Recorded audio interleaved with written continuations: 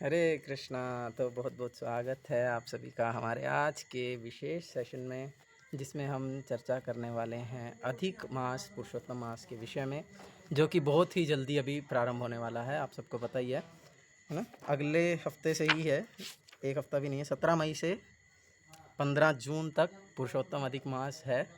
तो जिसको नहीं पता है उसको पता लग जाएगा, और जिसको पता है उसको और अच्छे से पता चल जाएगा कि क्या है पुरुषोत्तम अधिक मास, क्यों इतना विशेष है, और इसमें हमको क्या करना होता है, क्या नहीं करना होता है। वो सारी चीज़ें हम डिस्कस करेंगे, और लास्ट में क्वेश्चंस भी लेंगे, जो भी आपके क्वेश्चन आंसर्स होंगे।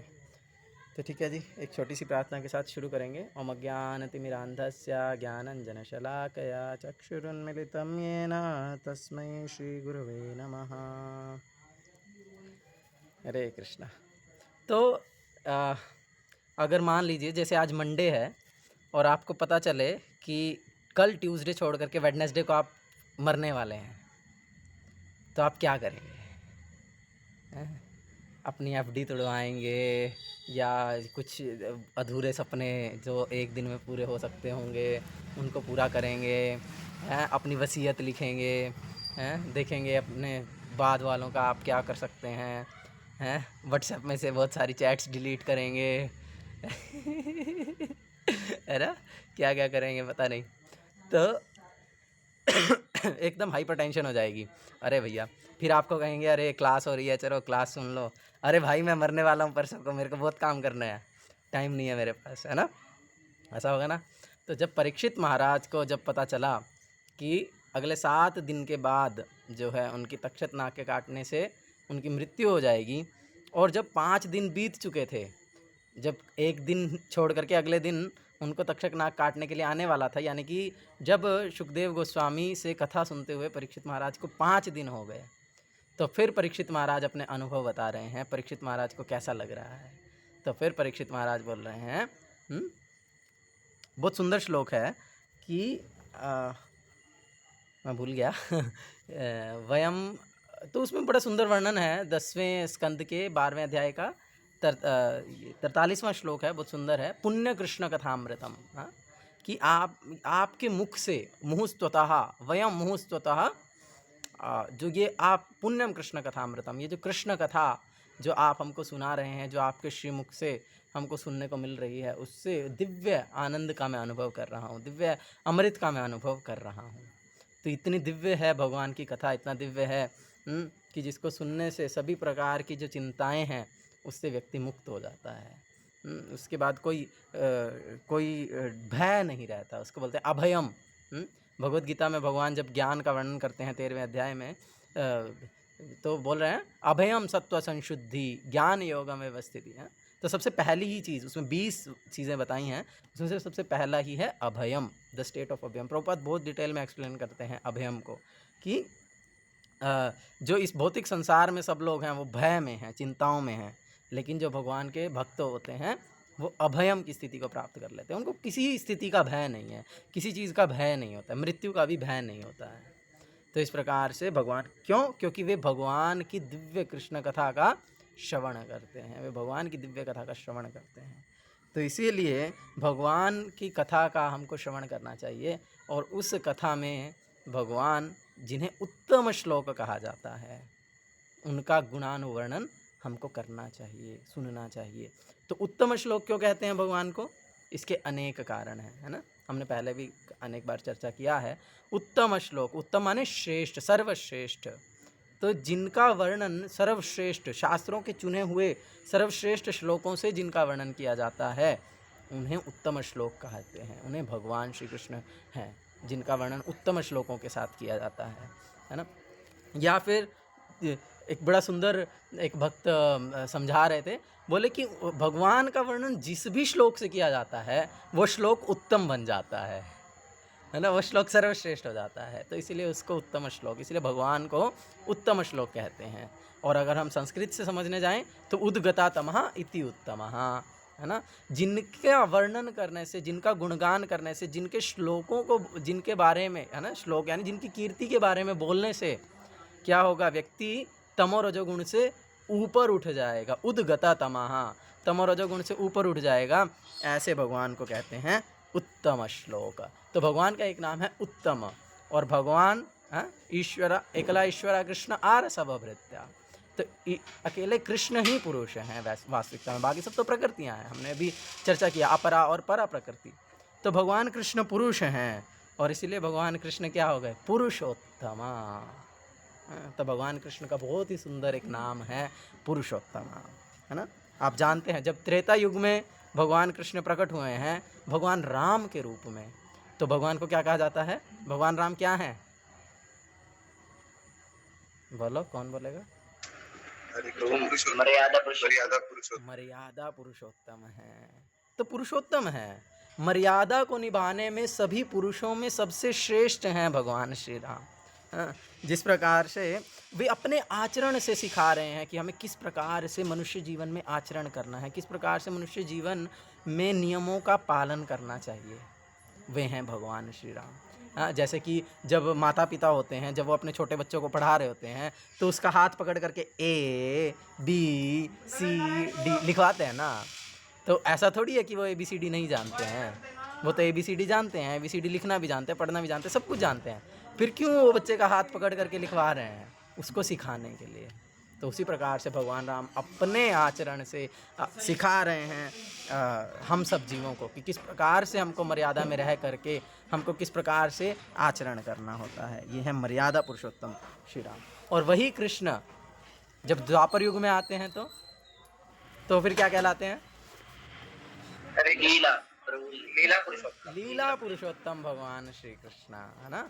बुक में ना लीला पुरुषोत्तम। तो फिर भगवान कृष्ण लीला पुरुषोत्तम है, फिर वो अपने पूर्ण षड ऐश्वर्यों के साथ में है, तो फिर कोई बंधन नहीं है।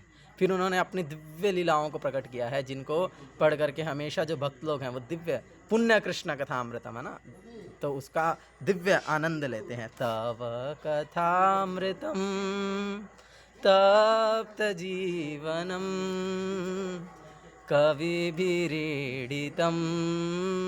शाश्वतत्र ही। तो जो भगवान की कथा है वो तव कथामृतम, वो तप्त जीवनम। तो इस प्रकार से सबको शांत कर देने वाले, जो हम इस भौतिक संसार में त्रय तापों से कष्ट भोग रहे हैं उसको शांत कर देती है भगवान की दिव्य कथा। तो इतनी दिव्य लीलाएं हैं जो भगवान कृष्ण प्रकट किए हैं, तो इसलिए भगवान कृष्ण क्या कहलाते हैं? लीला पुरुषोत्तम। और कलयुग में भगवान कृष्ण किस रूप में प्रकट हुए हैं? चैतन्य महाप्रभु के रूप में। चैतन्य महाप्रभु कौन से पुरुषोत्तम है? नहीं पता किसी को? चैतन्य महाप्रभु हैं प्रेम पुरुषोत्तम, जो प्रेम को बांटे हैं कि पात्र अपात्र ना देखे स्थान स्थान, जे जहाँ पाए तहाँ करे प्रेम दान। कोई पात्र अपात्र का विचार नहीं है कि ये व्यक्ति कृष्ण प्रेम को प्राप्त करने की योग्य है या नहीं है, ये उचित स्थान है या नहीं है, कोई विचार नहीं है। बस सबको कृष्ण प्रेम दे रहे हैं, सबको कृष्ण प्रेम बांट रहे हैं। तो इसीलिए भगवान श्री चैतन्य महाप्रभु क्या हैं? प्रेम पुरुषोत्तम हैं। तो इसीलिए जो भगवान कृष्ण, उनका बहुत सुंदर नाम है पुरुषोत्तम। और स्कंद पुराण में वर्णन आता है मार्कंडेय ऋषि जो कि अमर हैं, जो कि महाप्रलय होने पर जब पूरा संसार जलमग्न हो जाता है तब भी मार्कंडेय ऋषि डूबते नहीं हैं, तब भी मार्कंडेय ऋषि की मृत्यु नहीं होती है, उनको डुबा नहीं सकती महाप्रलय। तो वो उस समय कहाँ पर जाकर के शरण लेते हैं? तो स्कंद पुराण में वर्णन आता है कि जब महाप्रलय के समय जब पूरा संसार जलमग्न हो जाता है तो उस समय मार्कंडेय ऋषि पुरुषोत्तम क्षेत्र में जा करके शरण लेते हैं। पुरुषोत्तम क्षेत्र में जाते हैं, क्यों? क्योंकि पुरुषोत्तम क्षेत्र जो है वो महाप्रलय के समय पर नष्ट नहीं होता। पुरुषोत्तम क्षेत्र किसे कहते हैं? किसको पता है? पुरुषोत्तम क्षेत्र कहते हैं श्री क्षेत्र को, नीलाचल को, श्री जगन्नाथपुरी को। तो इसीलिए जगन्नाथ क्या है? जगन्नाथ पुरुषोत्तम हैं, और उन पुरुषोत्तम भगवान के दिव्य नित्य धाम को श्री पुरुषोत्तम क्षेत्र, शंख क्षेत्र, श्री क्षेत्र, नीलाचल धाम अनेक नामों से जाना जाता है, लेकिन मुख्य नाम क्या है? पुरुषोत्तम क्षेत्र। स्कंद पुराण में जो इसका वर्णन है वो पुरुषोत्तम क्षेत्र के रूप में हुआ है। तो ये तो पुरुषोत्तम के बारे में। अभी हम आगे चलते हैं नरसिंह पुराण। आप जानते हैं हिरण्यकशिपु के विषय में ना। तो हिरण्यकशिपु जब ब्रह्मा जी के से वरदान मांगने के लिए बहुत कठोर तपस्या किए तो उन्होंने अनेक प्रकार से अपने रक्षा करने के लिए कि मेरी मृत्यु ना हो, अनेक प्रकार का जो है प्रयास किया, है ना।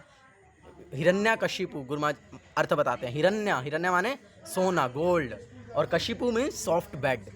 तो यानी कि जो सदैव धन और स्त्री संग के विषय में चिंतन करता रहता है, जो सदैव चाहता है कि मैं अधिक से अधिक धन अर्जित कर लूँ, मैं अधिक से अधिक जो है मैथुन क्रिया का जो सुख है उसको भोग लूँ, उस व्यक्ति को कहा जाता है हिरण्यकशिपु। तो हिरण्यकशिपु असुर है ना। और असुर क्या चाहता है, वो अपने हर प्रयास से वो प्रयास करता है कि मैं ना मरूं। जैसे रावण है ना, प्रयास किया है कि भाई मैं स्वर्ग तक सीढ़ी बना दूंगा, तो एकदम उल्टे काम करना चाहते हैं। तो इसीलिए वो भी बहुत तपस्या किया हिरण्यकशिपु। और क्या वरदान मांग रहे हैं ब्रह्मा जी से कि मैं दिन में ना मरूं, मैं रात में भी ना मरूं, हैं, मैं घर के अंदर ना मरूं, मैं बाहर ना मरूं, मैं किसी अस्त्र से ना मरूं, ना शस्त्र से मरूं, सजीव से ना मरूं, निर्जीव से ना मरूं, ब्रह्मा जी के द्वारा बनाई गई किसी उसमें ना मरूं, ऊपर नहीं, नीचे नहीं, धरती पर नहीं, आकाश में नहीं। इस प्रकार से जितना हिरण्यकशिपु सोच सकता था उतने उसने तिगड़म लगा लिया, उतना उसने टैक्टिक लगा लिया कि भैया मैं अमर हो जाऊंगा। और नरसिंह पुराण में विशेष रूप से वर्णन आता है, ये भागवतम में नहीं है, लेकिन नरसिंह पुराण में हिरण्यकशिपु बोलते हैं कि मैं 12 महीने में से किसी महीने में भी ना मरूं। तो बताओ अब कैसे ही मरेगा। तो इस प्रकार से उसने अपनी पूरी बुद्धि का उपयोग कर लिया कि जिस प्रकार से मैं अमर हो जाऊं और जिस प्रकार से कोई बीच में लूप होल बचे ना कि मेरी मृत्यु हो सके। और लेकिन भगवान तो दिव्य हैं, भगवान तो हालांकि नियमों में बंधते नहीं हैं, लेकिन भगवान अपने भक्तों की जो प्रतिष्ठा है उसकी हमेशा रक्षा करते हैं। भगवान बाध्य नहीं है कि ब्रह्मा जी ने वरदान दिया है तो मुझे हिरण्यकशिपु को उसी प्रकार से ही मारना है, नहीं। भगवान चाहें तो कैसे भी मार सकते थे, अपनी इच्छा मात्र से मार सकते थे हिरण्यकशिपु को, लेकिन अपनी दिव्य लीला को प्रकट किए हैं ताकि भक्त लोग उस लीला का आस्वादन कर सकें। तो इसीलिए हिरण्यकशिपु को मारने के लिए, बाकी सब तो आप जानते ही हैं, तो हिरण्यकशिपु को मारने के लिए भगवान ने एक 13वां महीना बना दिया, जिस 13वें महीने को, इसीलिए इस महीने को अधिक मास कहते हैं। तो ये अधिक है, एक एक्स्ट्रा महीने को ऐड किया गया है कैलेंडर के अंदर, तो इसीलिए ये है अधिक मास, जो कि हिरण्यकशिपु को मारने के लिए भगवान ने प्रकट बनाया है। और हिरण्यकशिपु क्या रिप्रेजेंट करता है, फॉल्स ईगो को, मिथ्या अहंकार। क्यों? क्योंकि अधिक से अधिक हम भोग करना चाहते हैं। तो कब? जब जनस्य मोहो यम अहम ममेति, जब अहम ममेति का भाव होता है तब तो व्यक्ति भोग करना चाहता है। जब मैं सोचूंगा कि मैं शरीर हूँ, जब मैं सोचूंगा ये मेरा परिवार है, जब मैं सोचूंगा ये मुझसे संबंधित हैं, तभी तो मैं उन भोग करूँगा ना, तभी तो मैं उनके भोग के लिए कार्य करूँगा। लेकिन अगर हम रियल ईगो में होंगे, अगर हम वास्तविक अहंकार में होंगे कि मैं तो भगवान का दास हूँ, फिर हम भगवान की दिव्य सेवा में लगे रहेंगे। तो इसीलिए ज़्यादा से ज़्यादा भोग व्यक्ति करना चाहता है जब वो मिथ्या अहंकार में होता है, अपने आप को शरीर मानता है। तो इसीलिए जो हिरण्यकशिपु है वो रिप्रेजेंट करते हैं मिथ्या अहंकार को। तो यानी कि ये जो महीना है, यदि हम इस पुरुषोत्तम अधिक मास का पालन करते हैं तो उससे क्या होगा, हम अपने फॉल्स ईगो पर विजय प्राप्त कर सकते हैं, हम इस अहम ममेति के भाव से ऊपर उठ सकते हैं। इतना दिव्य ये मंथ है, ये महीना है। महाभारत में चलें तो महाभारत में जरासंध का वर्णन आता है, आपने सुना होगा। जरासंध को मारने के लिए भगवान कृष्ण, भीम और गए ना वेश बदल करके, ब्राह्मण बन करके कि भैया आप मुझे। अब जरासंध क्या था, बहुत ही दानी था, तो जो भी भिक्षा मांगता था, कोई भी उसको सब दे देता था, कभी मना नहीं करता था किसी चीज़ के लिए। तो उन्होंने जा कर के मांग लिया कि हम आपसे मल्ल युद्ध करना चाहते हैं। तो फिर भीम ने जरासंध के साथ युद्ध किया। अब जरासंध, जरा का मतलब है, जरा किसको बोलते हैं, कैसे एक्सप्लेन करेंगे, संध मतलब संधि। तो जो दो पार्ट्स को संधि करके जो दो जरा, हाँ जरा जो है वो जरासंध की माता का नाम है। तो जरा के द्वारा जो संधि करके, एक्चुअल में जो जरासंध जब पैदा हुआ था तो वो 2 हिस्सों में था, 2 टुकड़े थे शरीर के। तो जरा जो उनकी माता थी, जो कि एक राक्षसी थी, तो उसने क्या किया, अपनी विद्या से दोनों हिस्सों को जोड़ दिया। तो जिसकी संधि जरा के द्वारा की गई है उसका नाम है जरासंधि। नहीं, यहाँ पर बीमारी वाला जरा नहीं है, तो इसीलिए वो है जरासंध। जरा उसकी माता का नाम था, उनसे वो नाम आया। तो जरा ने जिसकी संधि किया उसको बोलते हैं जरासंध। तो बहुत शक्तिशाली था। भीम ने उसको पकड़ करके बीच में से फाड़ दिया, वो तो पहले से ही 2 था, तो वो फिर से जुड़ जाता था। तो फिर भगवान ने बताया कि क्या करना है, एक पत्ते को लेकर के आधा इधर आधा उधर, तो जब वो अपोजिट डायरेक्शंस में उसको फेंक दिया जाएगा फिर वो जुड़ नहीं पाएगा और फिर वो मर जाएगा। तो ये चीज़ जब भीम को भगवान कृष्ण ने बताई तो जरासंध ने देख लिया। और मरते मरते वो 2 शब्द कहा, भगवान कृष्ण को 2 गाली दिया। क्या बोला? एक तो बोला बंधुहन और एक पुरुषाधमा। बंधुहन, बंधुहन का मतलब होता है इन जनरल अगर हम समझेंगे तो जो अपने बंधु, अपने किसी क्या बोलेंगे, अपने किसी बंधु, बंधु माने जो रिश्तेदार है ना, जो अपना घर का व्यक्ति है, उसकी हत्या करने वाला है। तो भाई तुमने तो कंस को मार दिया, तुमने अपने मामा को मार दिया, तुम तो बंधुहन हो। तो इस प्रकार से गाली दिया। और दूसरा पुरुषाधमा, जो पुरुषों में सबसे अधम है, तुम पुरुषों में सबसे अधम हो। इस प्रकार से कह करके जरासंध ने भगवान कृष्ण को गाली दिया। और फिर क्या हुआ? जैसे ही वो मरा उसकी मुक्ति हो गई। अरे भगवान को गाली देने वाले की मुक्ति कैसे हो सकती है? भगवान को गाली देकर के मुक्ति कैसे हो गई? तो क्योंकि जो संस्कृत है वो बहुत ही दिव्य भाषा है, और जो सरस्वती देवी हैं वो इसीलिए तो बोले ना उत्तम श्लोका, वो जो भगवान के लिए जो शब्द का प्रयोग किया जाए वो उत्तम हो जाता है। तो इसलिए बंधुहन को जब सरस्वती देवी ले जा करके भगवान कृष्ण के चरणों में चढ़ाई हैं तो बंधुहन का अर्थ दिया है। बंधु, बंधु माने बंधन। तो जो बंधन किसका है? हम किससे बंधे हुए हैं? माया से, प्रकृति के 3 गुणों से। 84 लाख योनियों के बंधन में हम बंधे हुए हैं, और जो उसको हन कर देते हैं, जो उस बंधन को हटा देते हैं, वे तो भगवान कृष्ण ही हैं। तो भगवान कृष्ण ही एकमात्र हमको 84 लाख योनियों से मुक्त कर सकते हैं। तो ये तो भगवान का ग्लोरिफिकेशन हो गया। तो इसीलिए भगवान के ग्लोरिफिकेशन के रूप में इसको प्रकट किया। और दूसरा पुरुषाधमा, कि आप पुरुषों में अधम हैं, तो ये कहा। लेकिन सरस्वती देवी उसको किस प्रकार से प्रकट की हैं कि आप ऐसे पुरुष हैं जिनसे यदि कंपेयर किया जाए तो सारे पुरुष अधम हैं। तो इसीलिए आप पुरुषों में सर्वश्रेष्ठ हैं, आप पुरुषों में उत्तम हैं, इसीलिए आप पुरुषोत्तम हैं। तो इस प्रकार से भगवान का दिव्य जो वर्णन है, तो हमने विशेष रूप से इस संदर्भ को लिया क्योंकि यहाँ पर पुरुषोत्तम शब्द का उपयोग हुआ है भगवान के लिए। तो इसीलिए भगवान कृष्ण का बहुत ही दिव्य नाम है पुरुषोत्तम।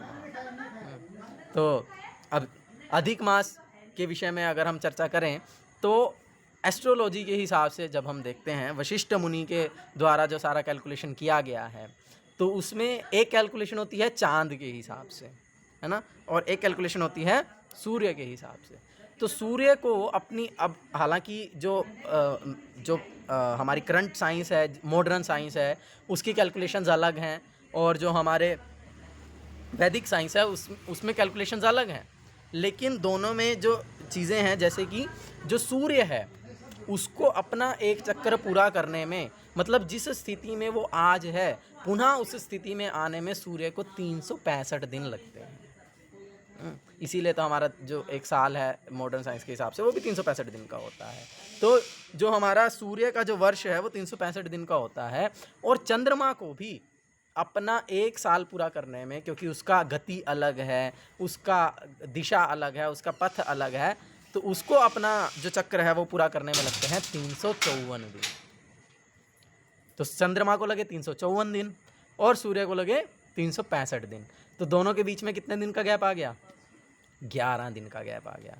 ऑलमोस्ट, मतलब अबाउट है, एकदम ऐसा एग्जैक्ट कैलकुलेशन नहीं है कि भी एग्जैक्ट 354 दिन ही, मतलब 354 दिन कुछ घंटे, ऐसा होता है ना, 365 दिन और कुछ घंटे, है ना, इस प्रकार से। तो 354 दिन और कुछ घंटे लगते हैं। तो लगभग 10 से 11 दिन जो हैं वो डिफरेंस आ जाता है एक साल में। तो इसलिए 3 सालों में क्या हो जाता है, 3 सालों में पूरे 30-31 दिन का अंतर आ जाता है दोनों सालों के बीच में। तो उसको एडजस्ट करने के लिए, उसको कैलकुलेशन को ठीक करने के लिए वशिष्ठ मुनि ने यहाँ पर 1 महीने को एक्स्ट्रा डाल दिया, जिसको बोलते हैं अधिक मास। तो इस तरह से हम कैलकुलेशन में भी देखते हैं, एस्ट्रोलॉजी के हिसाब से भी। तो यहाँ पर कैलकुलेशन में हर 3 साल में एक बार अधिक मास जो है वो आ जाता है, क्योंकि और बीच में क्षय तिथियाँ भी होती हैं, है ना। क्षय तिथि क्या होती है, जैसे कभी कभी हम देखते हैं ना कि एकादशी आज भी है, कल भी है ना, कि आज तो एकादशी थी लेकिन हम व्रत अगले दिन करते, क्यों? क्योंकि उसमें बीच में दशमी आ गई, उसके साथ में द्वादशी आ गई, एक है ना, एक त्रिस्पर्शा एकादशी बोलते हैं उसको, जिसमें जैसे दशमी भी है, फिर दिन में एकादशी भी है, फिर शाम को द्वादशी है, तो एकादशी तो हुई ही नहीं, है ना। उसमें क्या हुआ, सुबह अगर हम सूर्य के हिसाब से कैलकुलेशन देखें तो दशमी है सुबह, और चंद्रमा के हिसाब से कैलकुलेशन देखें तो द्वादशी है, तो एकादशी तो बीच में आई ही नहीं, तो इसको बोलते हैं क्षय तिथि। तो ऐसा बहुत बार हो जाता है ग्रहों की गणनाओं में कि तिथि क्षय हो जाती है, तो उन क्षय तिथियों को भी एडजस्टमेंट करने के लिए वशिष्ठ मुनि ने कैलकुलेशन में डाल दिया अधिक मास, ठीक है। और ये अधिक मास मतलब हर 2.5 साल के बाद आता है, लगभग 2.5-3 साल के गैप के बीच में आता है। तो जिस साल में ये अधिक मास आषाढ़ मास में आए, इस साल आषाढ़ मास में नहीं है, इस साल ज्येष्ठ में है, जिस साल में मतलब उससे अगला मास आषाढ़ होता है, जिस साल में ये पुरुषोत्तम मास आषाढ़ मास के समय में आता है, उस समय क्या होता है, आषाढ़ मास में क्या होता है, जगन्नाथ जी की विशेष लीला होती है। क्या लीला होती है आषाढ़ मास में? स्नान स्नान यात्रा होती है। तो जगन्नाथ जी वो दारू ब्रह्म हैं, दारू ब्रह्म का अर्थ है कि वे लकड़ी के विग्रह हैं, तो इसीलिए उनको हर रोज़ स्नान नहीं करवाया जाता है, और उनके ऊपर जो पेंट्स होते हैं वो नेचुरल पेंट्स होते हैं, तो अगर हर रोज़ स्नान करवा देंगे तो पेंट करने में ही कितना समय बीत जाएगा, तो इसीलिए उनको हर रोज़ स्नान नहीं करवाते हैं, उनको दर्पण के माध्यम से उनके प्रतिबिंब को हर रोज़ स्नान करवाया जाता है। लेकिन साल में एक बार क्या करते हैं, उनको लाया जाता है एकदम बढ़िया से ऐसे हिला हिला के श्री मंडपम से स्नान वेदी पर, और फिर इतना नहलाया जाता है साल में एक बार, पूरे साल की कसर पूरी कर देते हैं, लेकिन उससे भगवान बीमार हो जाते हैं, और फिर 15 दिन के लिए अनवसर अवसर, अवसर माने भाग्य, सौभाग्य मिलता है भगवान का दर्शन करने का, लेकिन वो 15 दिन का समय अनवसर है, उसमें भगवान का दर्शन करने को नहीं मिलता। और फिर उस 15 दिन में एक्चुअल में क्या होता है, तो भगवान को पेंटिंग करते हैं, फिर से भगवान का सुंदर श्रृंगार करते हैं, और फिर भगवान रथ यात्रा में दिव्य रूप से प्रकट होते हैं। तो ये सब आषाढ़ मास की लीला है, हाँ। तो आषाढ़ मास में हर साल भगवान का स्नान यात्रा होती है, और फिर भगवान को पेंटिंग की जाती है। लेकिन जिस साल में पुरुषोत्तम मास आषाढ़ मास में आ जाए, तो उस साल में क्या होता है, उस साल में फिर भगवान जगन्नाथ का नवकलेवर होता है। नवकलेवर का मतलब क्या है, नवकलेवर का मतलब है कि फिर जगन्नाथ जी के विग्रहों को बदला जाता है, फिर नए दारू ब्रह्म को स्थापित किया जाता है, जिसमें ब्रह्म पदार्थ को ट्रांसफ़र किया जाता है ना।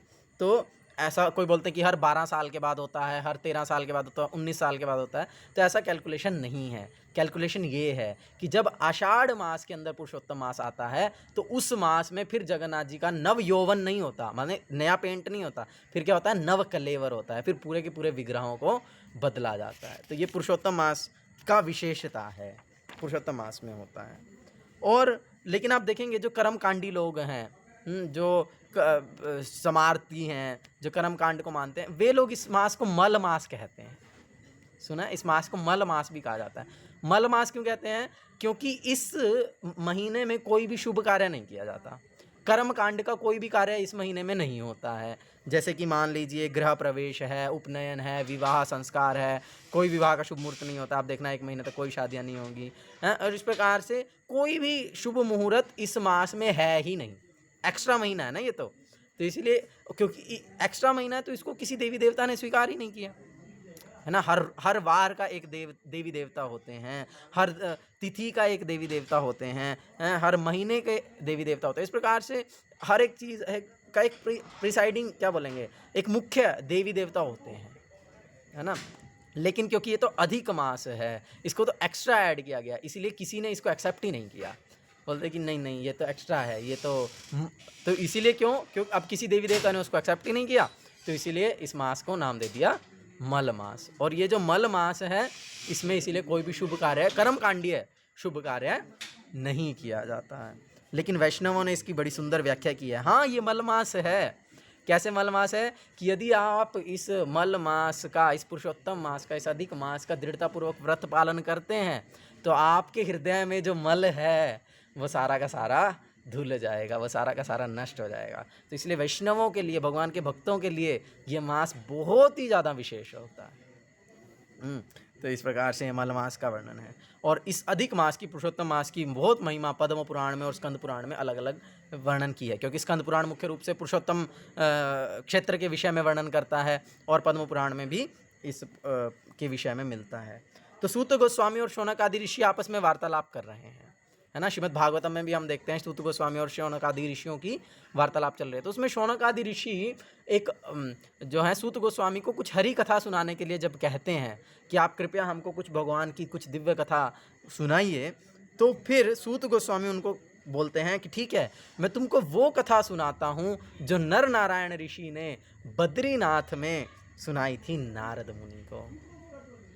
तो उस कथा को सुनाने लगते हैं कि तो नारद मुनि पूछते हैं नर नारायण ऋषि से कि कृपया मुझे आप कोई ऐसी हरि कथा सुनाइए जिसको सुन करके मैं शुद्ध हो जाऊं। और उस कथा को फिर नर नारायण ऋषि कहाँ पर सुना रहे हैं? बद्री का आश्रम, बद्रीनाथ धाम, बद्रीनाथ धाम की जय। तो इसीलिए क्या कथा सुना रहे हैं कि अब नर नारायण ऋषि क्या बोल रहे हैं कि मैं तुमको वो कथा सुनाता हूँ जो कथा भगवान कृष्ण ने सुनाई थी युधिष्ठिर महाराज को। तो ये देखो परंपरा सिस्टम है ना, कुछ भी अपनी तरफ से बनाना नहीं है। जो पहले से शास्त्रों में वर्णन है, जो पहले से भगवान की वाणी है, जो पहले से आचार्यों के द्वारा कहा गया है, हमको केवल उसको एज इट इज़ रिपीट करना है। ये हमारा कार्य है। ये कितनी सुंदर शिक्षा है यहाँ पर, है ना। सूत गोस्वामी क्या सुना रहे हैं शौनक आदि ऋषि को? जो नर नारायण ऋषि सुनाए नारद मुनि को। और नर नारायण ऋषि क्या सुना रहे हैं नारद मुनि को? जो भगवान कृष्ण स्वयं सुनाए हैं युधिष्ठिर महाराज को। जब वो पांचों पांडव जब वन में थे, वनवास में थे, और वो वनवास के समय ना ब्रज में भी आए थे। ब्रज में कहाँ पर? काम्य वन में। वो काम्य वन में आज भी वो पांडव कुंड है, बहुत सारी चीज़ें हैं, आज भी जाएंगे तो दर्शन कर सकते हैं। तो काम्य वन में जब युधिष्ठिर महाराज और वो सब थे, तो भगवान कृष्ण उनके कष्टों को देख करके, भगवान कृष्ण तो भक्त वत्सल है ना, करुणा निधान है, तो अपने भक्तों को कष्ट में देख नहीं सकते। तो जब वो देख रहे हैं कि अरे मेरे जो पांडव हैं वो कितने सुंदर, कितने अच्छे भक्त हैं, लेकिन कितने कष्ट में हैं, तो फिर उनको बड़ा ही गुस्सा आ गया एकदम। भगवान ना एकदम मतलब सोच रहे हैं कि मैं जो है ना पूरे सृष्टि का नाश कर दूंगा, हैं, पूरी सृष्टि में प्रलय ला दूंगा कि मेरे भक्तों को इतना कष्ट उठाना पड़ रहा है संसार में। तो फिर युधिष्ठिर महाराज उनको बोलते हैं कि नहीं नहीं भगवान, आप ऐसा मत करो, ठंडे हो जाओ थोड़ा सा, आप ऐसा मत करो। आप पूरी सृष्टि का नाश करने से अच्छा है आप मेरे को ऐसी कथा सुनाओ जिसको सुन करके जो मेरे हृदय में कष्ट है कि मुझे इस वनवास में आना पड़ा, उसका जो कष्ट है उससे मैं मुक्त हो जाऊं।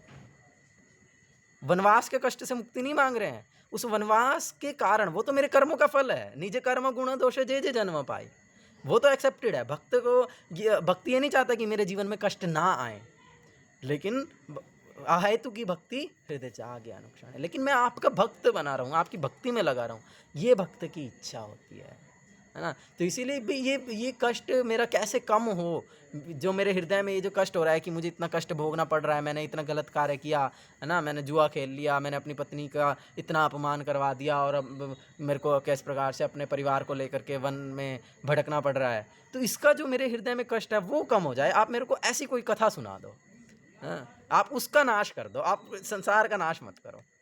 तो भगवान बोलते ठीक है सुनाता हूँ। तो फिर भगवान बोलते हैं कि तुमको ये कष्ट पता क्यों भोगने पड़ रहे हैं? क्योंकि तुमने अपने पिछले जन्म में पुरुषोत्तम मास के व्रत का पालन नहीं किया था।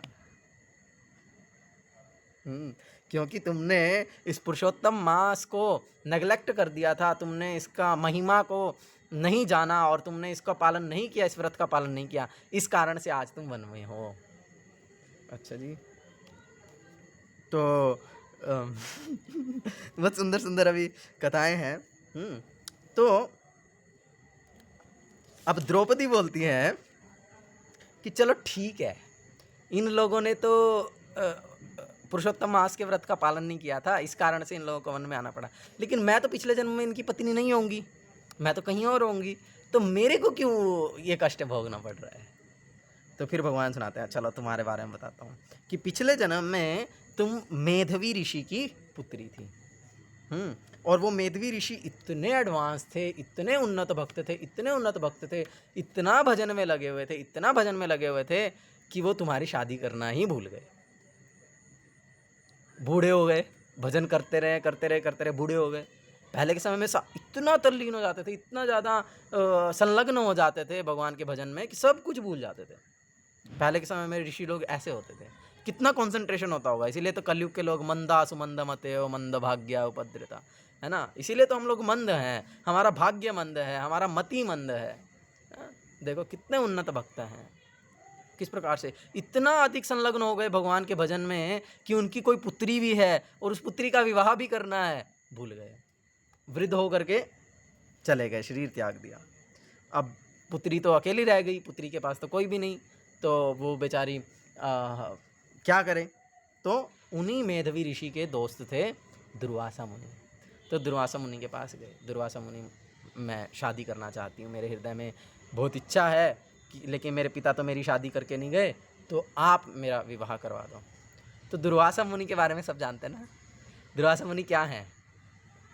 वो जो हैं जब सॉफ्ट होते हैं तो बहुत ज़्यादा सॉफ्ट होते हैं, जब किसी पे खुश हो जाते हैं तो बहुत कुछ भी वरदान दे देंगे, और अगर किसी पे गुस्सा हो जाए, थोड़ा सा भी गुस्सा आ जाए तो बस फिर तो उसको भयंकर वाला श्राप मिलता है। तो अब दुर्वासा मुनि के पास जा कर के जब उस पुत्री ने बोला, तो उसने बोला कि हाँ तुम तो मेरे दोस्त की ही बेटी हो, तो इसलिए मैं तुम्हारे भले की बात कहता हूँ, तुम्हारे साथ चीटिंग नहीं करूँगा, तुमको सही बात बताता हूँ। क्या करना कि अगला जो महीना है वो पुरुषोत्तम मास का है, तुम उसका पालन करो तो तुमको पुरुषोत्तम भगवान कृष्ण पति के रूप में मिल जाएंगे। तो क्यों इस संसार में नश्वर पति लेना चाहती हो? तुम पुरुषोत्तम भगवान कृष्ण को अपने पति रूप में ले लो।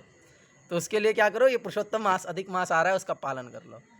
और वो बोलती है द्रौपदी, अपने पिछले जन्म में जो स्त्री थी, बोलती अरे ये सब नहीं मुझे करना, आप मेरी शादी करवा दो बस, मुझे ये नहीं चाहिए। तो उसके हृदय में उस समय जो भौतिक कामनाएं थी, उस कारण से वो जो पुरुषोत्तम मास की जो दिव्यता है, इसके जो महात्म्य है, उसको वो नहीं स्वीकार कर पाई, और स्वीकार नहीं कर पाई, और इसीलिए जो है वो बोलती है तो मल मास है, इसमें तो कोई देवता नहीं है, और इस प्रकार से भर्त्सना कर दिया। और उन्होंने बोला कि नहीं, आप मेरी बस विवाह करवा दो। दुर्वासा मुनि को आ गया गुस्सा। तो बोलते हैं कि भाई ठीक है, तुम मेरे दोस्त की पुत्री हो, इसीलिए मैं तुम्हारी इस गलती को क्षमा करता हूँ, मैं तुमको इसलिए श्राप नहीं दूंगा या इसलिए तुमको कुछ नहीं करूँगा, तुमको कोई दंड नहीं दूंगा, लेकिन तुमने पुरुषोत्तम मास की महात्म्य की अवहेलना की है, तुमने पुरुषोत्तम मास की जो दिव्यता है उसको नेग्लेक्ट किया है, इस कारण से तुमको अगले जन्म में वनवास में जाना पड़ेगा। बोल रहे कि तुम मेरे दोस्त की पुत्री हो इसलिए बच गई, बस समझ लो, ये तो बहुत कंसेशन हो गया, बहुत छोटा सा हो गया, लेकिन पुरुषोत्तम मास की तुमने निंदा की है, तो उसको मैं नहीं छोड़ सकता, उसको मैं नहीं सहन कर सकता, उसके लिए तो तुमको दंड भुगतना ही पड़ेगा, और उसके लिए तुमको वनवास में जा कर के कष्ट भोगना ही पड़ेगा। फिर दुर्वासा मुनि क्या है? दुर्वासा मुनि भगवान शिव के अंश अवतार हैं। तो फिर दुर्वासा मुनि भगवान शिव को बुलाए, बोले कि ठीक है, लो मांग लो, पति मांग लो। भगवान शिव जो है वो सुंदर पति देने के लिए है ना, पार्वती देवी और भगवान शिव, तो मांग लो। अब भगवान शिव एकदम से उधर प्रकट हो गए, तो वो जो स्त्री थी वो देख करके घबरा गई, बहुत ज़्यादा घबरा गई, और बोलती है घबरा करके, मुझे पति चाहिए, मुझे पति चाहिए, मुझे पति चाहिए, मुझे पति चाहिए, मुझे पति चाहिए। तो भगवान शिव बोलते हैं अच्छा ठीक है, तुमको अगले जीवन में 5 पति मिल जाएंगे, तथास्तु। इस जीवन में तो नहीं मिलेंगे, अब तो तुम बूढ़ी हो गए। अरे नहीं नहीं, मेरे को एक ही पति चाहिए, 5 नहीं चाहिए, एक ही पति चाहिए। नहीं नहीं, तुमने 5 बार बोला है, देखो अब ये तो सब लोग, अगर अब ये तो अब तुमने ही मांगा है, तो इसलिए तुमको 5 पतियों का वरदान तो लेना ही पड़ेगा, क्योंकि नहीं तो फिर ये तो वो हो जाएगा ना कि मैं आया हूँ और मैंने जो इच्छित वरदान नहीं दिया, है ना। ये तो सब साक्षी हैं, दुर्वासा साक्षी है, देख रहे हैं। तो फिर इस प्रकार से द्रौपदी को अगले जीवन में मतलब वही स्त्री फिर अगले जीवन में द्रौपदी के रूप में प्रकट हुई, जिसको 5 पति हुए, 5 पांडव, और फिर उन पांडवों के साथ में उसको वनवास में आना पड़ा। तो इसीलिए जो पुरुषोत्तम मास की महिमा को समझना इसलिए कितना अधिक महत्वपूर्ण है, और इसको व्रत को पालन करना कितना अधिक महत्वपूर्ण है, हम इस प्रकार से समझ सकते हैं। तो अब क्योंकि जैसा हमने अभी चर्चा किया कि इस पुरुषोत्तम मास का कोई अधिष्ठात्रा देव तो है नहीं, कोई अधिष्ठात्री देव नहीं है, तो इसीलिए बहुत ही ज़्यादा कष्ट में, बहुत ही ज़्यादा जो है क्या बोलेंगे, दुख के साथ रोते हुए जो ये पुरुषोत्तम मास की जो मतलब जो देवी हैं, क्या बोलेंगे उसको, पर्सनालिटी, हर एक चीज़ एक पर्सनालिटी फॉर्म में है ना। जैसे सूर्य हैं तो सूर्य देव हैं, चंद्र है तो चंद्र देव हैं, है ना, सरस्वती देवी हैं, दुर्गा देवी हैं, लक्ष्मी देवी हैं। तो इस प्रकार से जो ये पुरुषोत्तम मास है, ये जो अधिक मास, मल मास है, इसकी जो देवी हैं, ये जो देवी स्वरूप में, पर्सनालिटी रूप में जो हैं, वो गई ब्रह्मा जी के पास।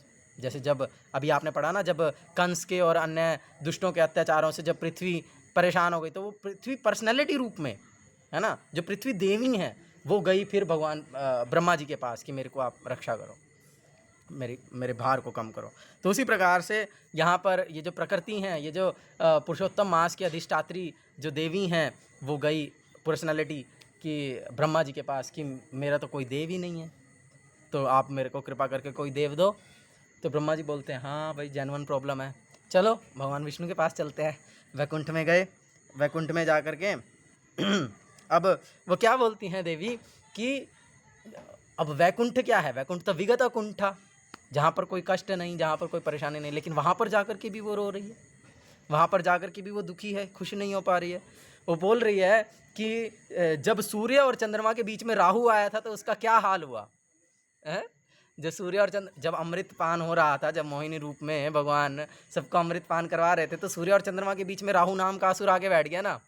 तो बोलते कि भैया ये तो असुर है, ये तो देवता नहीं है। तो क्या किए भगवान, उसको काट दिया। अमृत पी लिया था तो बेचारा दो भागों में हो गया, एक राहु हो गया, एक केतु हो गया। बोलते जब सूर्य और चंद्रमा के बीच में वो राहु आया तो उसका क्या हाल हो गया। तो मैं भी तो सूर्य और चंद्रमा के बीच में हूँ, है ना। सूर्य के मास को, सूर्य के साल को और चंद्रमा के साल को बैलेंस करने के लिए मेरे को बीच में डाला गया है। तो मेरा क्या होगा, मैं तो अच्छे के लिए हूँ, तो मेरा कुछ समाधान करो। तो भगवान बोल रहे हैं वैकुंठ में तो कोई नहीं रोना चाहिए, वैकुंठ में तो आकर के सबका कष्ट खत्म हो जाता है, लेकिन तुम्हारा कष्ट क्यों नहीं खत्म हो रहा है। चलो तुमको लेकर के चलता हूँ गोलोक वृंदावन। तो फिर वैकुंठ से भगवान विष्णु लेकर के चले ब्रह्मा जी को और पुरुषोत्तम मास की देवी को कि चलो अब हम चलते हैं गोलोक वृंदावन। अब वैकुंठ से गोलोक वृंदावन कितना दूर है, 50 करोड़ योजन दूर है। तो 50 करोड़ योजन जब वो जा रहे हैं धीरे धीरे, तो भगवान के शरीर से क्या निकलती है, अंग कांति निकलती है, जिसको क्या बोलते हैं, ब्रह्म ज्योति। तो जैसे जैसे वो उस दिव्य ब्रह्म ज्योति के प्रकाश से होकर के गुजर रहे हैं, तो वैसे वैसे जो वो देवी हैं, उनका जो दुख है वो शांत होता जा रहा है, उनको दिव्य आनंद की अनुभूति होती जा रही है। और कि भाई अगर उसका प्रकाश इतना दिव्य है तो वो विग्रह कैसा होगा। और जैसे ही वो गोलोक वृंदावन में पहुँचे, वहाँ पर रसराज भगवान कृष्ण, पुरुषोत्तम भगवान श्री कृष्ण का दर्शन किया। और उनके सामने जब ये रखा गया कि भैया इनका तो कोई देवी नहीं है, कोई देवी देवता इनको तो स्वीकार करने के लिए रेडी नहीं हो रहा है, तो क्या करना है। तो भगवान बोलते हैं ठीक है। जब 16,100 रानियों को उनके घर वालों ने रिजेक्ट कर दिया, उनके पतियों ने उनके पिताओं ने रिजेक्ट कर दिया, उनके भाइयों ने रिजेक्ट कर दिया, तो मैंने सबको एक्सेप्ट कर लिया, है ना। तो इसलिए जो सब जिसको संसार सब रिजेक्ट कर देते हैं, उसको मैं एक्सेप्ट कर लेता हूँ। तो ठीक है, अब तुमको सारे देवी देवताओं ने रिजेक्ट कर लिया है, तो मैं तुमको एक्सेप्ट कर लेता हूँ। तो इसीलिए आज से जो तुम्हारा नाम है वो पुरुषोत्तम मास होगा, और मैं तुम्हारे पति रूप में हूँ। तो इस प्रकार से जो अधिक मास है, इसके जो देवता हैं अधिष्ठात्रा देव, वो बन गए स्वयं भगवान कृष्ण पुरुषोत्तमा। तो जिसका अर्थ क्या है कि जो कुछ भी मेरा है वो सब कुछ तुम्हारा हो जाएगा। तो यानी कि जो कुछ भी इस मास में किया जाएगा वो भगवान कृष्ण के लिए होगा, वो भगवान कृष्ण का होगा। तो इसीलिए जो पुरुषोत्तम मास है, ये किसका मास है, ये भगवान कृष्ण का मास है। कार्तिक मास किसका है,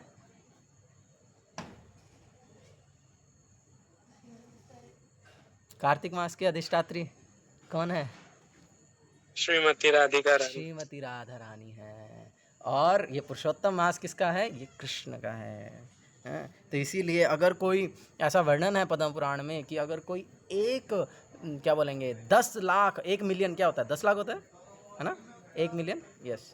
तो अगर कोई 1 मिलियन 10 लाख बार भी पवित्र नदियों में स्नान कर ले तब भी उसको उतना फल नहीं मिलेगा जितना फल इस पुरुषोत्तम मास में संकीर्तन करने से, सत्कर्म करने से, भगवान का नाम जप करने से, हरि कथा करने से, व्रत करने से, तपस्या करने से प्राप्त होगा। क्यों? क्योंकि इसको स्वयं भगवान ने स्वीकार कर लिया है। बल्कि ये जो पुरुषोत्तम मास है ये कार्तिक मास से भी कई हजार गुना कृपालु है। अरे वो तो श्रीमती राधा रानी है, वो तो स्वयं कृपा की मूर्ति हैं, लेकिन ये मास इतना अधिक कृपालु कैसे है? श्रीमती राधा रानी की कृपा से ये मास जो है वो इतना अधिक कृपालु बन गया है। तो इसीलिए पुरुषोत्तम मास बहुत ही कृपालु है, बहुत ही दिव्य है, इसीलिए हमको इसका पालन करना चाहिए। और अगर कोई इस पूरे महीने में इस प्रकार से व्रत तपस्या आदि का पालन करेगा तो भगवान बोल रहे हैं कि मैं स्वयं उसको अपना धाम में लेकर के आऊँगा, मैं स्वयं उसको ये गोलोक वृंदावन में ले आऊँगा। पुरुषोत्तम मास की जय, अधिक मास की जय। तो इतना दिव्य है पुरुषोत्तम मास, अधिक मास। तो समय को देखते हुए यहीं तक ही रखेंगे। तो इसीलिए अब प्रश्न ये है कि अब हमको करना क्या है इस पुरुषोत्तम मास में। तो इसीलिए इस पुरुषोत्तम मास में यदि संभव हो तो धामवास करना चाहिए, धाम में रहना चाहिए पूरा महीना नहीं रह सकते तो कम से कम 1, 2, 3 दिन के लिए धाम में अवश्य जाएं, धाम में यात्रा करें। कम से कम 3 दिन रहने से रहना माना जाता है। और हमारा बड़ा सौभाग्य है कि हमको इस पुरुषोत्तम मास के विशेष अवसर पर बद्रीनाथ धाम जाने का सौभाग्य प्राप्त हुआ है। बद्रीनाथ धाम की जय। और अगर आप में से भी जो लोग आना चाहते हैं 25 मई है ना, मई चल रहा है ना, 25 मई से हो सकता है कि हम लोग बद्रीनाथ में होंगे। तो आप पर्सनली कांटेक्ट कर सकते हो, फिर मैं बाकी डिटेल्स बता दूंगा। तो इसीलिए यदि संभव हो तो धाम में रहना चाहिए, ज़्यादा से ज़्यादा भगवान की कथा का श्रवण करना है शुद्ध भक्तों से, गुरु महाराज प्रभुपाद से। तो मतलब जिस प्रकार से हमको व्रत लेना है, कहने का तात्पर्य ये है कि हमको इस महीने से पहले जो है 1 दिन पहले जब आई थिंक अमावस्या आएगी अभी ना तो उसके बाद से जब शुरू होगा तो सुबह सुबह हमको व्रत लेना है कि हमको क्या करना है, कि इस पूरे महीना में क्या करूँगा ही करूँगा। तो उसको आपको डिसाइड करना है। उसको बहुत ऊंचा स्टैंडर्ड नहीं करना कि 1-2 दिन कर पाएँ और फिर उसके बाद बाकी दिन ना कर पाएँ। ऐसा हमको व्रत करना है जो कि हम पूरा महीना पालन कर पाएँ। और उसको पालन करने के लिए अपने आप से हमको नहीं बनाना है। जो भी हम सोच रहे हैं कि मैं ऐसा कर सकता हूँ, उसको हमको अपने किसी जिससे हम गाइडेंस ले रहे हैं उससे हमको कंफर्म करना चाहिए कि हाँ मैं क्या इस महीने में ये चीज़ों का पालन कर सकता हूँ। तो इस प्रकार से हमको करते हुए कुछ व्रत लेना है जिसमें ज़्यादा से ज़्यादा वही सारी चीज़ें हैं, हम जो सब कुछ करते हैं उसको बढ़ाना है। सिंपल हरी कथा सुनना है कि मैं प्रभुपाद जी का लेक्चर हर रोज़ सुनूंगा ही, गुरु महाराज का लेक्चर कम से कम आधा घंटा 1 घंटा सुनूंगा ही, वट जितना सुनते हैं उससे ज़्यादा, है ना। भागवतम की अनेक प्रार्थनाएं हैं उनको पढ़ सकते हैं, है ना। भागवतम गुरु महाराज बोलते हैं Bhagavatam is full of prayers, पूरी प्रार्थनाएं हैं उसमें। भीष्मदेव की स्तुतियाँ हैं उसमें, कुंती महारानी की स्तुतियाँ हैं उसमें, गजेंद्र की स्तुतियाँ हैं, प्रहलाद महाराज की स्तुतियाँ हैं, ध्रुव महाराज की स्तुतियाँ हैं। तो आने वाले अभी अधिक मास में हम इन सब स्तुतियों को डिटेल में पढ़ेंगे, उनको चर्चा करेंगे। तो भागवतम की प्रेयर्स पढ़नी चाहिए। विशेष रूप से भगवद गीता के 15वें अध्याय का अध्ययन करना चाहिए जिसका नाम है पुरुषोत्तम योग। तो इसीलिए हर रोज़ सुबह जब सेशन में 6:15 बजे से लेकर के हम लोग इस पुरुषोत्तम योग चैप्टर को भी रिसाइट किया करेंगे और इसकी क्लासेस भी कर सकते हैं, ठीक है। और दान देना चाहिए, है। एक बड़ा सुंदर कोई भक्त बोलते हैं कि जो है इस प्रकार से हमको सोना त्यागना चाहिए, सोना त्यागना चाहिए, मतलब कि सोना जो है वो दान करना चाहिए। अगर ये सोना दान नहीं कर सकते हैं, अगर ये सोना नहीं त्याग सकते तो क्या करो, तो ये वाला सोना त्याग दो। तो इसलिए कम से कम सोना चाहिए और जो है अधिक से अधिक समय भगवान के भजन कीर्तन में लगाना चाहिए। और एक बहुत सुंदर अष्टकम है जिसे कहते हैं चोर अग्रगण्यम अष्टकम, जिसको शॉर्ट में चोर अष्टकम कहा जाता है। बहुत सुंदर अष्टकम है, तो उस अष्टकम का भी हर रोज़ पाठ करना चाहिए। जैसे हम दामोदर अष्टकम पढ़ते हैं कार्तिक मास में, दामोदर मास में, उसी प्रकार से पुरुषोत्तम मास में चोर अग्रगण्यम पुरुष अष्टकम हर रोज़ गाना चाहिए, पढ़ना चाहिए, उसको बहुत सारी ट्यून्स में गाया जा सकता है। बहुत सुंदर जो है वो चौराष्टकम है बिल्वमंगल ठाकुर जी के द्वारा लिखा गया है ना। ज़्यादा माला जप करना चाहिए। जो लोग 16 माला नहीं करते हैं कि भाई हाँ हम हर रोज़ 16 माला करेंगे, जो 16 करते हैं तो 20, 24, 25, 32, 64 वटेवर जितनी कर सकते हैं। एकादशी, 2 एकादशी आएंगी अधिक मास में, उनको बहुत ज़्यादा अच्छे से पालन करना है।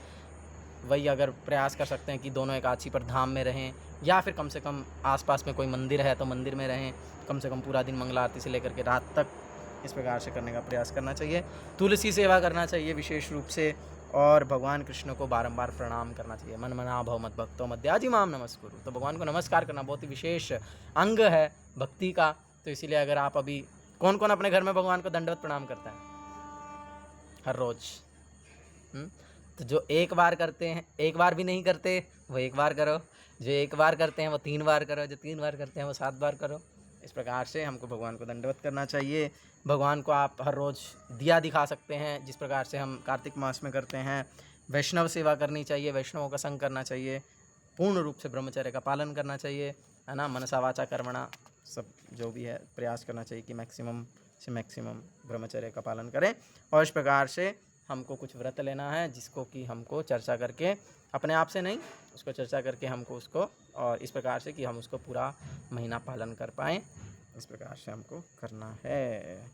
जय श्री पुरुषोत्तम अधिक मास की जय, श्री नर नारायण ऋषि की जय, बद्रीनाथ धाम की जय, शील बिल्वमंगल ठाकुर की जय, शील प्रभुपाद की जय, शिव स्वामी श्रील गुरु महाराज की जय, निताय गौर प्रेमानंदे, हरि हरि बोल। जी निशांत प्रभु कुछ बोलना चाहते हैं? अर्जुन प्रभु।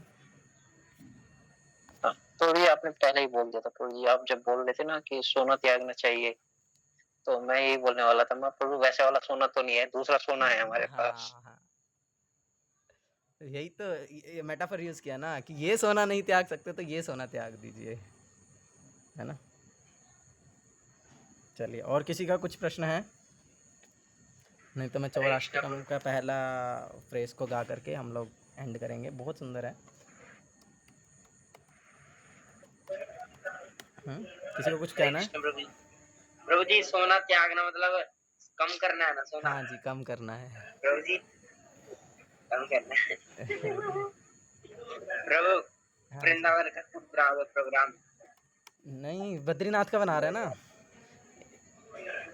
बद्रीनाथ प्रभु, दूर भी तो आया नहीं जाएगा बच्चे हम बच्चे, कोई बात नहीं। 25। हाँ जी निशांत प्रभु बोलिए। हरे कृष्णा प्रभु जी। प्रभु जी मैं ये बोला था, रुद्रप्रयाग भी प्रभु जी धाम में ही आएगा ना? शायद पता नहीं, यस धाम ही है। गंगा जी में स्नान करना, हाँ धाम ही है। हरिद्वार है, ऋषिकेश है, सब धाम ही है। जहाँ पर गंगा जी है धाम ही है। चलिए ठीक है, तो एक श्लोक पढ़ेंगे, पहला श्लोक बहुत सुंदर है और फिर उसके बाद हम एंड करेंगे। व्रजे प्रसीदं नवनीतचोरं गोपाङ्गनानां च दकुलचोरं। व्रजे प्रसीदं नवनीतचोरं गोपाङ्गनानां च दुकुलचोरम्। अनेक जन्मार्जिता पापचोरम्, अनेक जन्मार्जिता पापचोरम्, चोराग्रगण्यं पुरुषं नमामि, चोराग्रगण्यं पुरुषं नमामि। तो बहुत ही सुंदर है। जिन्होंने क्या किया, व्रज में जो नवनीत है, जो माखन है, उसको चुराया है, जिसने गोपियों के वस्त्रों को चुराया है, और जो उनके पास चला जाता है, जो उनकी शरण में चला जाता है, उनके अनेक जन्मों के पापों को चुरा लेते हैं। ऐसे चोरों में अग्रणी पुरुष भगवान कृष्ण पुरुषोत्तमा को मैं प्रणाम करता हूँ। जय श्रीपाद मंगल ठाकुर की जय, पुरुषोत्तम दास की जय, श्री प्रभुपाद की जय, स्वामी श्री गुरु महाराज की जय, निताय गौर प्रमानंदे, हरि हरि बोल, हरे कृष्णा।